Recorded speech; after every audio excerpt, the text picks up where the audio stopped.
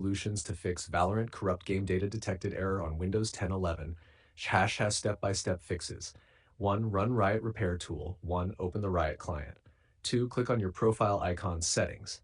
3. Select Valorant Repair. 4. Let it verify and re-download corrupted files. This usually fixes 70% of the cases. 2. Clear Vanguard anti-cheat cache. 1. Press Win R, type, you can see the code in our conversation history. 2. Find VGC service, right-click, stop. 3. Go to you can see the code in our conversation history. 4. Delete all files. 5. Restart PC, Riot client will reinstall Vanguard automatically. 3. Delete temp cache files. 1. Press Wince R, type, you can see the code in our conversation history. 2. Open Valorant and Riot Games folders. 3. Delete cache, logs, saved folders. 4. Restart Riot client. 4. Run Valorant as administrator. Right-click Valorant shortcut, Properties, Compatibility.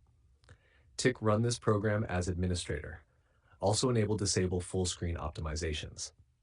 Update Windows and drivers. Install all pending Windows updates. Update your GPU drivers, NVIDIA, AMD, Intel. Outdated drivers can corrupt game validation. 6. Use SFC and DICEM to repair Windows files. Corruption in Windows system files can cause Valorant errors. Run these commands in Command Prompt Admin. You can see the code in our conversation history. Reboot after completion. Hash 7. Reinstall Valorant. Clean install. If nothing works, 1. Uninstall Valorant plus Riot Vanguard completely. 2. Delete leftover folders in C. Program files Riot Games, C. Program files Riot Vanguard. 3. Restart PC. Download latest installer from Riot's site.